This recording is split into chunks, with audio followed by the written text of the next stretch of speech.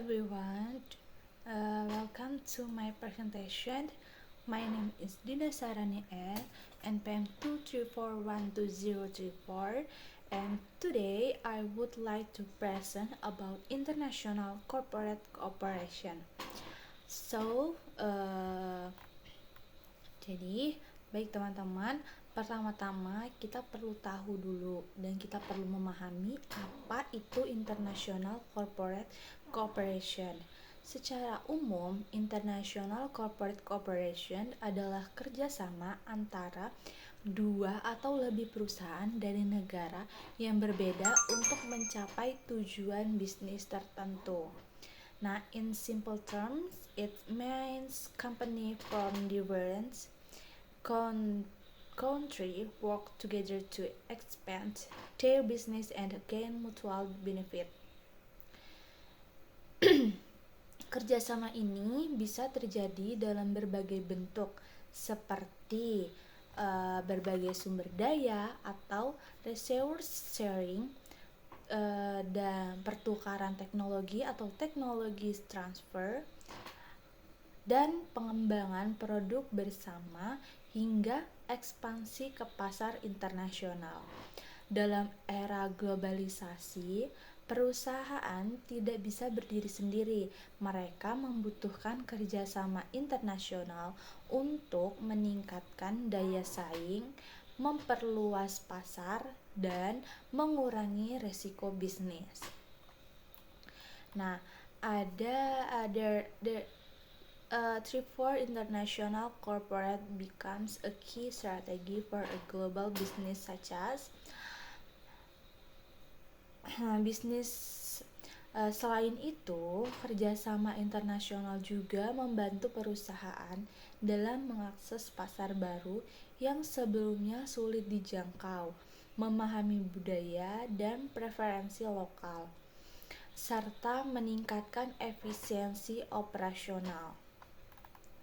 Namun, kerjasama ini juga membutuhkan kepercayaan komunikasi yang baik dan kesesuaian tujuan antar perusahaan. Next types of international corporate cooperation, ada beberapa bentuk kerjasama internasional yang umum atau yang umum dilakukan. Yang pertama itu ada joint venture. Joint venture itu adalah kerjasama di mana dua perusahaan atau lebih membentuk perusahaan baru bersama. Kedua pihak berbagai modal, risiko, dan keuntungan.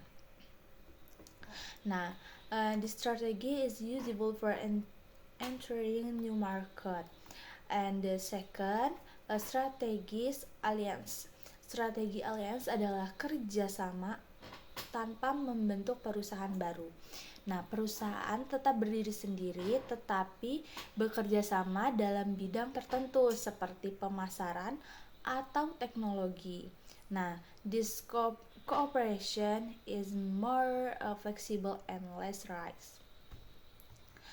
And the next, licensing and franchising. Dalam bentuk ini, perusahaan memberikan hak kepada pihak lain di negara berbeda untuk menggunakan merek, teknologi, atau sistem bisnis. Nah, contohnya seperti franchise makanan cepat saji. Nah, dan selanjutnya itu ada export and import cooperation. Kerjasama ini terjadi ketika perusahaan menjual atau membeli produk dari negara lain. This is the simple form of the international cooperation. And the next factor advancing international cooperation. Dalam menjalankan kerjasama internasional ada beberapa faktor penting. Yang pertama itu ada cultural difference. Perbedaan budaya dapat mempengaruhi cara komunikasi dan kerjasama kondisi ekonomi setiap tiap negara mempengaruhi stabilitas bisnis, legal, dan political environment, regulasi, dan kebijakan pemerintah dapat mendukung atau menghambat kerjasama, trust and commitment. Kepercayaan antar perusahaan sangat penting dalam menjaga hubungan jangka panjang. And all these factors must be considered to ensure successful cooperation.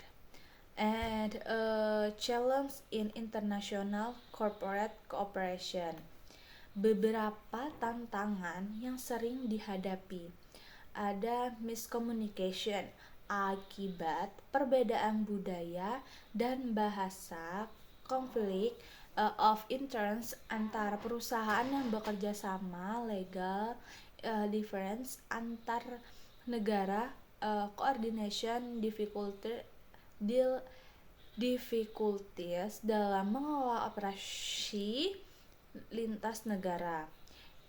If these challenges are not managed properly, the corporate may fail. Jadi sebagai kesimpulan itu international corporate cooperation merupakan strategi penting bagi perusahaan untuk berkembang di pasar global. By cooperating with international partner, company can gain research, knowledge, and access to new market.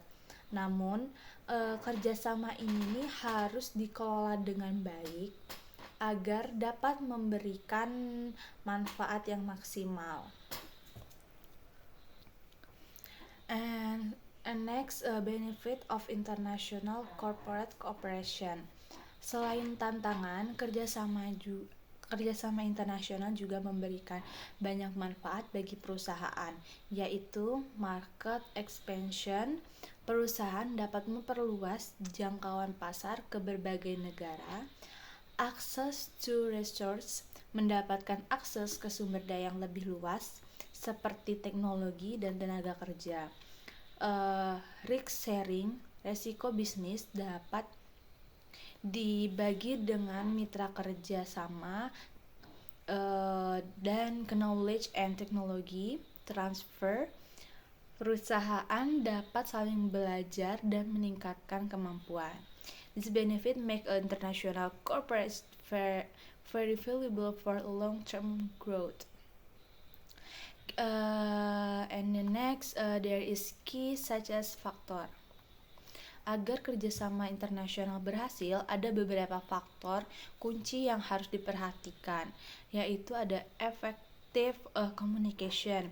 Komunikasi yang jelas dan terbuka sangat penting. Strong true kepercayaan antar perusahaan harus dijaga. Clear agreement, perjanjian kerjasama harus jelas, dan detail cultural understanding, memahami perbedaan budaya untuk menghindari konflik. Without this factor, cooperation may not run effectively.